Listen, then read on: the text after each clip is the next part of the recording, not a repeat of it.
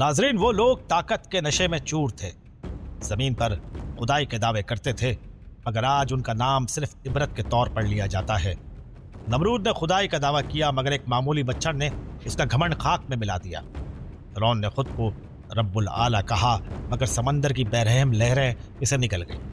कारून ने दौलत के जोम में मस्त होकर समझा कि उसका खजाना कभी खत्म ना होगा, मगर जमीन ने उसे और उसके खजाने को हमेशा के लिए निगल लिया। हामान ने गुरूर में आकर जुल्म के महलात तामीर किए, मगर वो इन्हीं दीवारों के मलबे तले दफन हो गया। नाज़रीन, जब इंसान अल्लाह की ज़मीन पर फसाद फैलाने लगे, शिर्क, झूठ, बददयानती और बदअमाली में मुब्तला हो जाए तो अल्लाह की पकड़ आती है। कौम नूह ने कुफर और सरकुशी की तो पानी में गर्क कर दिए गए। कौम समूद ने अल्लाह के नबी को झुटलाया तो ज़ल्ज़ले ने इन्हें ज़मीन बोस कर दिया। फिरौन, हामान, कारून जैसे मुतकब्बरीन को ज़िल्लत भरी मौत मिली। दुनिया ने बारहा देखा कि जो कौमें अल्लाह की नाफरमानी और सरकुशी की राह पर चलती हैं, वो हमेशा इबरत का निशान बन जाती हैं। नाज़रीन, इन्हीं कौमों में से एक कौम का हम आज आपसे जिक्र करना चाहते हैं। ये कौम कौम आद के नाम से मशहूर है। ये कौम आद हज़रत नूह अलैहिस्सलाम के बेटे साम बिन नूह की नस्ल से थी और जजीरा अरब के जुनूबी इलाके, मौजूदा यमन और ओमान के दरमियान एहकाफ नामी रेगिस्तानी खत्ते में आबाद थी। ये कौम तकरीबन 8000 साल कबल दुनिया में मौजूद थी।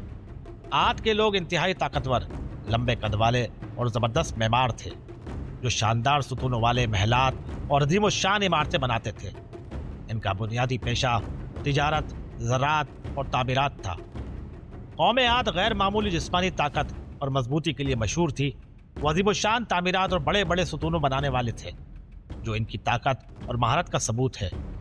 मुफस्सिरीन के मुताबिक आद के लोग बहुत लंबे कद और देहकल जिस्म के मालिक थे। इनका कद बाज़ रिवायात के मुताबिक 60 से 80 हाथ तक था। वो बड़े बड़े पत्थर उठाकर महलात बनाते थे और एक आम इंसान के लिए नामुमकिन काम उनके लिए आसान थे।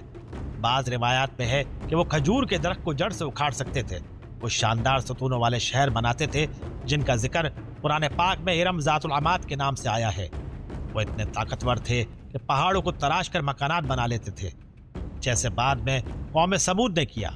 ये कौम जंगजो फितरत रखती थी और दूसरे कबाइल पर अपना रुआब रखती थी। वो अपनी ताकत के नशे में दूसरों पर जुल्म करते थे और खुद को नाकाबिल शिकस्त समझते थे।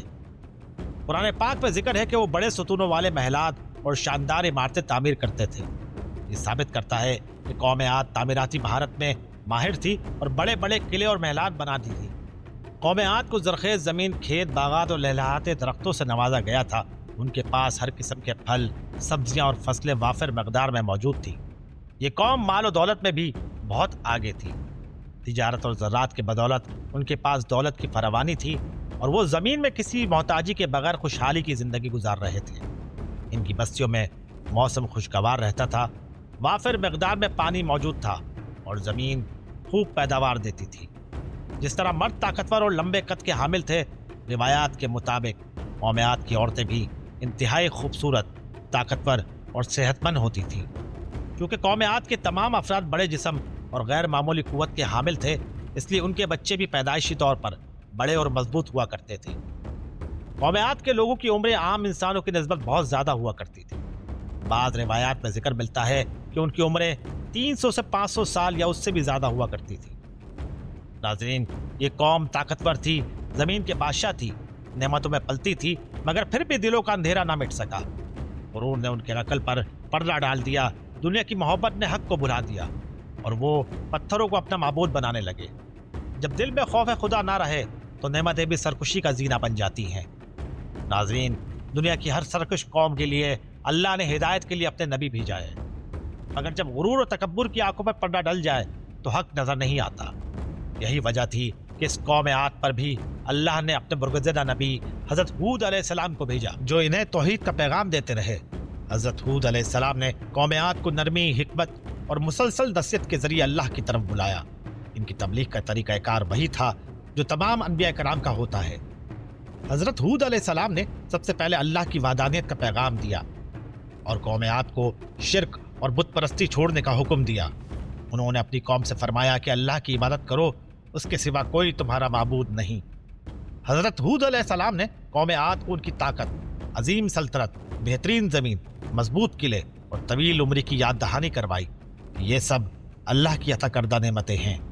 انہوں نے سمجھایا کہ اگر وہ اللہ کا شکر ادا نہیں کریں گے تو یہ نعمتیں چھین لی جائیں گی۔ یاد کرو جب اس نے تمہیں نوح کی قوم کے بعد جانشین بنایا اور تمہیں جسمانی قوت میں زیادہ طاقتور کیا۔ حضرت ہود علیہ السلام نے قوم نوح کا حوالہ دے کر اپنی قوم کو نصیحت کی کہ جس طرح نوح علیہ السلام کی قوم کفر اور سرکشی کے سبب تباہ ہوئی، ویسا انجام انہیں بھی مل سکتا ہے۔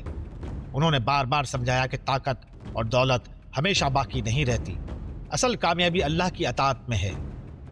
حضرت ہود علیہ السلام نے اپنی قوم کو نرمی اور محبت سے سمجھایا، انہیں ڈرایا نہیں بلکہ سمجھایا اور قائل کرنے کی کوشش کی۔ ان کے انداز میں شفقت اور خلوص تھا، جیسا کہ ہر نبی کی تبلیغ میں ہوتا ہے۔ انہوں نے کہا، میں تمہارا خیر خواہ ہوں، میں تمہیں ڈرانے نہیں آیا بلکہ تمہیں سیدھا راستہ دکھانے آیا ہوں۔ حضرت ہود علیہ السلام قوم عاد ہی کے ایک فرد تھے اور انہی کے قبیلے سے تعلق رکھتے تھے۔ حضرت ہود علیہ السلام کا پورا نام ہود بن عبداللہ بن رباح بن خلود بن عاد بتایا جاتا ہے۔ وہ حضرت نوح علیہ السلام کے بیٹے سام کی نسل سے تھے۔ ان کا تعلق قوم عاد کے معزز اور معروف خاندان سے تھا۔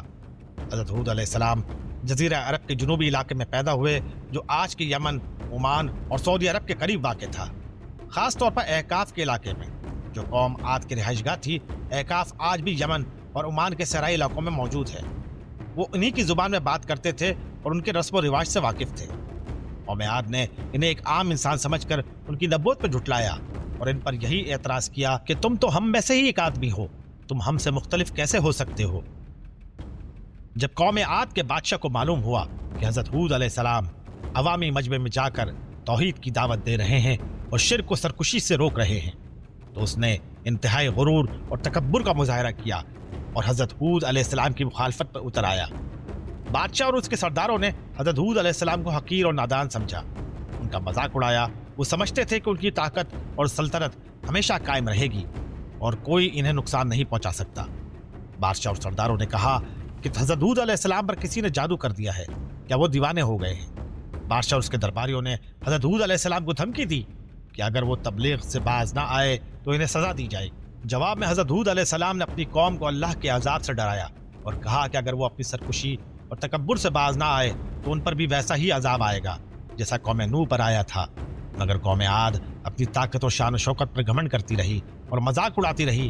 جب قوم عاد نے حضرت ہود علیہ السلام کی بات ماننے سے انکار کر دیا اور کفر و سرکشی میں بڑھتے چلے گئے تو اللہ تعالیٰ نے ان پر بطور تنبیہ ایک شدید قحط نازل کر دیا۔ اللہ تعالیٰ نے بارشیں روک دیں جس کی وجہ سے ان کی زرعی زمینیں خشک ہو گئیں اور دریا و چشمے سوکھ گئے۔ سخت گرمی اور خشک سالی نے ان کے مویشی مرنا شروع ہو گئے۔ قحط کے باعث بھوک اور پیاس نے ان کو بے حال کر دیا۔ یہ سب کچھ ان کے لیے ایک تنبیہ تھی تاکہ وہ اپنی سرکشی چھوڑ کر اللہ کی طرف رجوع کریں، لیکن وہ بجائے توبہ کرنے کے حضرت ہود علیہ السلام کا مذاق اڑاتے رہے۔ قوم عاد پر شدید قحط تقریباً 3 سال تک مسلط رہا۔ اللہ تعالیٰ نے بارشیں روک دیں جس کی وجہ سے ان کے کھیت خشک ہو گئے، چشمے اور دریا سوکھ گئے، مویشی مرنے لگے اور غذائی قلت پیدا ہو گئی۔ قحط کے آغاز میں انہوں نے اپنے ذخیرہ شدہ اناج اور خوراک پر گزارا کیا۔ جب خوراک ختم ہونے لگی تو وہ جڑیں اور درختوں کے پتے اور خشک شدہ گوشت کھانے پر مجبور ہو گئے۔ بعض تاریخی روایات کے مطابق وہ جانوروں کے چمڑے ابال کر کھاتے اور کھجور کے درختوں کے نرم حصے چبانے لگے۔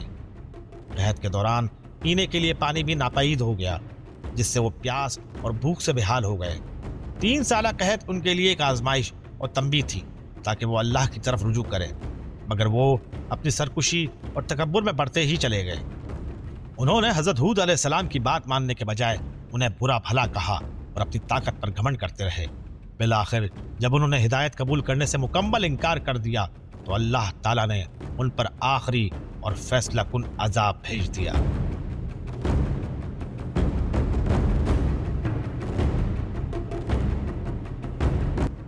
جب انہوں نے دور سے سیاہ اور گھنے بادل آتے دیکھے، وہ خوشی سے جھوم اٹھے اور کہنے لگے یہ بادل ہمیں بارش دے گا۔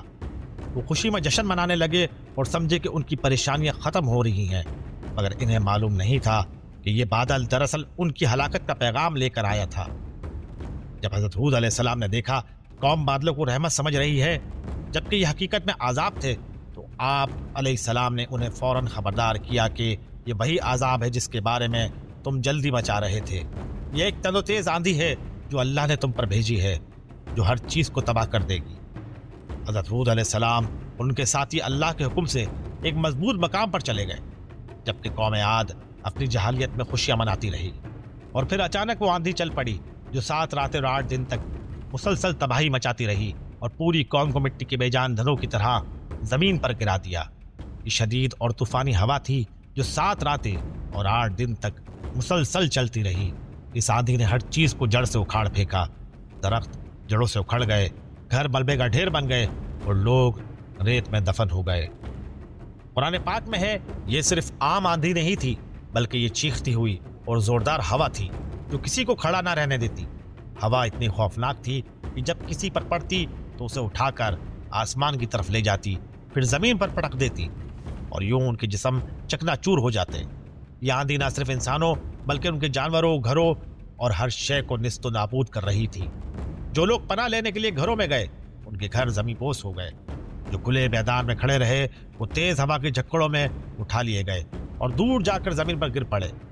हर जगह लाशें बिखरी पड़ी थी, जैसे खजूर के सूखे तने जमीन में गिरे होते हैं।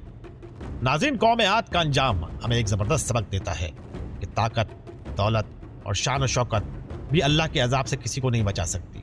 जब कोई कौम अल्लाह के अहकामात को ठुकरा कर गुरूर और तकब्बुर में मुब्तला हो जाए तो अल्लाह ताला ऐसी जगह से पकड़ता है जहां से वो सोच भी नहीं सकता।